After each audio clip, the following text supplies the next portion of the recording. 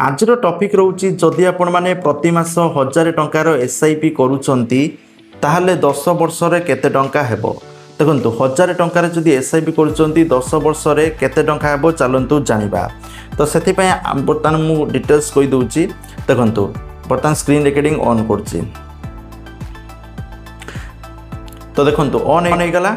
जदि 1000 टंका प्रति मास एसआईपी करंती 10 वर्ष रे मोट निवेश आपण माने 10 वर्ष रे 1,20,000 टोटाल हबो। जदि हाराहारी 12% वार्षिक रिटर्न धरा जाए मोट निवेश 1,20,000 करेंगे। आनुमानिक लाभ 1,12,000 टोटाल आपण मानक इंटरेस्ट सहित मिल 2,32,000 टंका। ठीक अच्छे किंतु 12% रिटर्न निश्चित नुहे। यह केवल उदाहरण 12% रु 15% हो पारे 10% हो पारे कारण मार्केट उपर डिपेंड करुच्ची। तो जदि आपण माने कैलकुलेट करेंगे देखो जदि मु 1000 टंका प्रति मास दउची देखो 1000 टंका प्रति मास देली 10 वर्ष देले ताले एठी देखंतु 12% आनुअली जदि हिसाब करबा आपण इंटरेस्ट बर्तमान कैलकुलेट करदे देखंतु सेम आछे। देखंतु 1,20,000 टोटाल इन्वेस्ट करिवे आ प्रॉफिट आपनकर 1,12,339 टोटाल अमाउंट है 2,32,339 टंका आपनकर हिजिबो।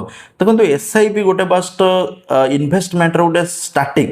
तो आपण माने धरंतु मु कहूची धरंतु आपण माने 1000 टंका रे एसआईपी करले ता माने जे प्रति मास 1000 देबे आपण रोजगार बढ़िबा सहित 10,000 20,000 15,000 जत्ते अधिका दे पारले जत्ते मार्केट डाउन पड़ची अधिका इन्वेस्ट करंतु। अधिका इन्वेस्ट कले से हिसाब रे आपण कंपाउंडिंग इंटरेस्ट रो लाभ मिलिबो। ठीक अछि तो आपण जदि 1000 जगार बर्तमान जदि मंथली 15,000 टंका देबे। ठीक अच्छे 15,000 टंका देले 10 वर्ष पई जदि हिसाब करदेबे आपण देखंतु टोटालिटी 18 लाख देबे आ 16,85,000 एठी आपनको रिटर्न मिल जिवो। टोटाल 34,85,086 टंका आपनको रिटर्न मिल जिवो। तेणु मंथली जो हिसाब रे आपण माने इन्वेस्ट करेंगे से हिसाब रो बड़ अमाउंट रे बड़ अधिका इंटरेस्ट मिलिबो। छोटा अमाउंट रो आपण जदि अधिका समय लॉन्ग टर्म इन्वेस्ट कले भल लाभ पाबे। धरंतु एठी 1000 टंका आपण माने इन्वेस्ट कले जो 1000 टंका इन्वेस्ट करचंती धरंतु 25 वर्ष पई करदेले 25 वर्ष पई कले एठी आपनको इंटरेस्ट धरंतु आपनको 15% हिसाब रे मिलिबा कारण अधिका वर्ष करिवे।